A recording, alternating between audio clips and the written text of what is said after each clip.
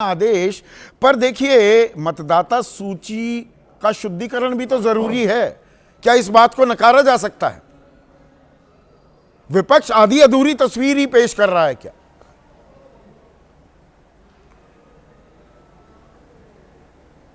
नहीं संदीप जी, फिर ऐसा क्यों हो रहा है कि विपक्ष, ये बात सही है जो आप कह रहे हो कि शुद्धिकरण होना चाहिए वोटर लिस्ट का, लेकिन फिर उसमें ऐसा क्यों होता है कि वो सेलेक्टिव होता है। इसका परिणाम ये है कि जब 7 अगस्त को राहुल गांधी की प्रेस कॉन्फ्रेंस हुई तो आपने एफिडेविट मांग लिया उनसे और आपने कहा कि आप इसको सत्यापित कीजिए। अब जब आप इतने ही ज़्यादा मतलब निष्पक्ष थे तो आपको ये कहना चाहिए था अनुराग ठाकुर को कि आपने जो ये बातें कही, आरोप लगाए हैं, वही सेम बातें राहुल गांधी ने कही हैं, लेकिन वो विपक्ष को लेकर कही, सरकार को लेकर कही हैं।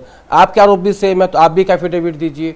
तो जब चुनाव आयोग इस तरीके से बिहेव करता है तो फिर उसकी मंशा पे सवाल खड़े हो जाते हैं। तो फिर ये सवाल उठता है कि क्या सही मायने में चुनाव आयोग शुद्धिकरण चाहता है इसका। अब ये बार बार पे कह रहे हैं कि सबूत दो। भाई आप तो पुलिस इंस्पेक्टर हो गया कि हर बात पे सबूत चाहिए आपको? जब आपसे कह रहे कि सीसीटीवी फुटेज दो, ये कह रहे कि नहीं बहू बेटी का अपमान होगा। क्या अपमान होगा? अगर इस देश की बहू बेटी वोट डालने जा रही है, उसका सीसीटीवी फुटेज मिल जाएगा, उसमें क्या अपमान हो जाएगा उसका? और ये आप कब से बेटी बचाओ बेटी पढ़ाओ के ब्रांड एम्बेसडर हो गए हो?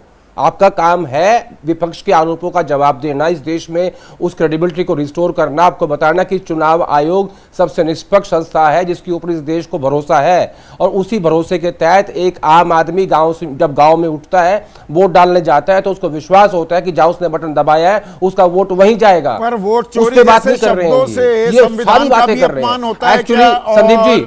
और मतदाता का भी जो बात ज्ञानेश कुमार कह रहे थे जी, जारी रखिए बात। हाँ, मैं ये कह रहा हूं कि चुनाव आयोग की जो चद्दर थी वो 1 गज फटी हुई थी, आज वो सीलने आए थे, वो आज 2 गज फट गई है। लोगों के मन में इतने सारे सवाल पैदा हो गए हैं कि उनको समझ नहीं आ रहा है कि वो क्या करें। बेसिकली चुनाव आयोग ने एक भी जवाब नहीं दिया, बल्कि वो एक पॉलिटिकल पार्टी के रिप्रेजेंटेटिव की तरह बिहेव कर रहे थे। अरे भाई, ये आपका काम नहीं है। आपको तो इस देश में वापस उस जो आपके ऊपर सवाल खड़े हो रहे हैं उसको रिस्टोर करने की बात थी। अब आज राहुल गांधी ने क्या कहा अपने भाषण में, जो उन्होंने 7 तारीख को भी कहा था? उन्होंने कहा कि जो हमें डाटा चुनाव आयोग ने दिया है वो डिजिटल डाटा नहीं है, वो लगभग 6.5 से 7 लाख पेजेस का एक ढेर है, हमें दे दिया गया। तो चुनाव आयोग के डाटा के ऊपर वो कैसे एफिडेविट दे दे? दूसरी बात, आपने सवाल पूछा था कि भाई कुछ देर पहले कि भाई वो एफिडेविट दे के खत्म क्यों नहीं कर देते। दरअसल ये लड़ाई अब राजनीतिक हो चुकी है और विपक्ष के नेता के नाते अगर वो राजनीति कर रहे हैं, विपक्ष उनके साथ है, समूचा विपक्ष के साथ है इस मुद्दे के ऊपर, तो क्या बुराई है इसमें? पॉलिटिकल पार्टी एनजीओ थोड़ी है। वो जनता के बीच जाके ये कह रहे हैं कि मैं आपकी अदालत में आया हूं। आज उन्होंने वही कहा जो मैंने आपके एक हफ्ते पहले कहा था आपके शो में कि ये आपके पास एक अधिकार था वोट का, वो भी आपसे छीन लिया गया है। ये है लड़ाई अब आगे की, जो बिहार से शुरू हो रही है। वो ये लड़ाई कॉन्फ्रेंस थी, वो उसकी नींव रखी गई थी, तो लड़ाई आगे थमने का नाम भी नहीं ले रही है। राकेश भाई, रायता पूरा फैल गया है क्या? और अभी तक तो देखिए एक बात समझ में आ रही थी कि कोर्ट ने संज्ञान लिया हुआ है, मामला अभी सब जुडिस है, अंतरिम आदेश आया है।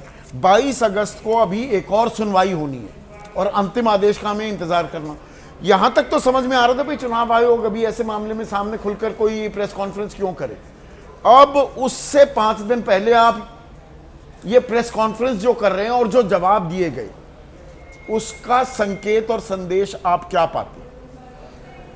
चुनाव आयोग के जवाब का टाइम आप सुप्रीम कोर्ट से मत लीजिए। चुनाव आयोग के जवाब का टाइम आप लीजिए वोट अधिकार रैली से, आज जो शुरू हुई जी। वो टाइमिंग 5 दिन वाले को मत जाइए आप, क्योंकि वो तो 5 दिन वाले की प्रक्रिया चल रही है लगातार। सुप्रीम कोर्ट उस पर निगरानी कर रही है। सुप्रीम कोर्ट की तरफ से जो कहा जा रहा है वो व्यवस्था में, सहजता में, चाहे जैसे भी चुनाव आयोग को करना पड़ रहा है, चाहे मतदाता सूची का 65 लाख लोगों का नाम देने का मामला हो। हाँ, वो और चाहे नाम ही नहीं दे रहे थे, डिलीट चाहे और कारण भी बताना है, सिर्फ नाम नहीं देने अलग से, कारण भी बताना है क्यों कटा। यस, नहीं मैं वही कह रहा हूँ। हाँ। चाहे 65 लाख मतदाताओं का नाम बाहर लाना हो और चाहे चुनावी बांड को बाहर लाना हो, क्योंकि दोनों में आप बड़ी असहजता प्रकट कर रहे थे। चुनावी बांड के टाइम पे भी आपने कोर्ट को कहा था कि बड़ा असहज मामला है, इतना जल्दी हम नहीं दे सकते। लेकिन फिर सहज कैसे हो गया? जब कोर्ट ने एक आपको टाइम दिया, उस टाइम पे कैसे सहज हुआ? फिर कोर्ट के टाइम देने पे 65 लाख मतदाताओं का नाम कैसे सामने आ गया? सवाल ये नहीं, उसमें तो पूरा खेल हुआ था। उसमें एक चुनाव आयुक्त ने इस्तीफा भी दे दिया था, 5 बजे वो टाइमलाइन थी और एसबीआई उसके अंदर बहुत कुछ हुआ था खेल। भाई वही कह रहा हूँ, खेल तो हो रहा है। आज जो चुनाव आयोग की तरफ से मतलब आना, चुनाव आयोग का फ्रंट पे, इससे जो शंका के बाद, देखिए चुनावी प्रक्रिया पर शंकाएं तो पैदा हो गई है, वो छठी हैं या और धुंधली हो गई तस्वीर? आज तस्वीर साफ नहीं हुई है, धुंधली हुई है। धुंधली होने का एक कारण है, चुनाव आयोग से पूरे देश का जनमानस और राजनीतिक दल ये अपेक्षा करता है कि आप प्रशासनिक बातचीत करेंगे, उससे राजनीतिक संबोधन की अपेक्षा नहीं की जाती। चुनाव आयोग की तरफ से दो शब्दों का इस्तेमाल नहीं किया गया, लेकिन इशारा किया गया, एक धमकी, एक चुनौती। आप चुनाव प्रक्रिया के दौरान किसी भी राजनेता को और राजनीतिक पार्टी को गाइडलाइन जारी कर सकते हैं, लेकिन जब चुनाव नहीं चल रहा हो तो आप दिशा निर्देश नहीं दे सकते। अब जहाँ तक एफिडेविट की बात है, तो मैं बड़ा सामान्य सा व्यक्ति हूँ संदीप भाई, मुझे इतना पता है कि जब हमारे यहाँ कहीं झगड़ा होता है गांव में, तो थाने में जब हम जाते हैं तो हमसे कहा जाता है एक कागज़ में पूरा ब्यौरा लिख के आप दे दीजिए, हम दे आते हैं।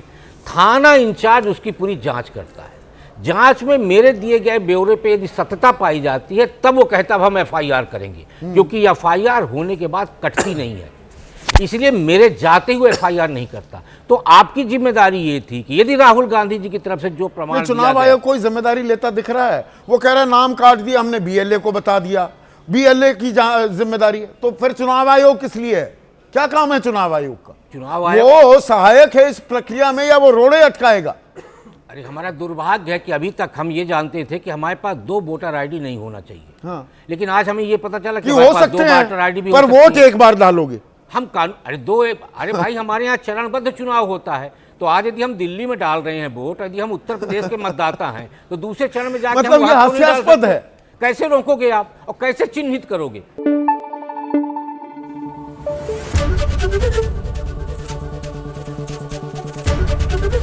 एबीपी न्यूज आपको रखे आगे।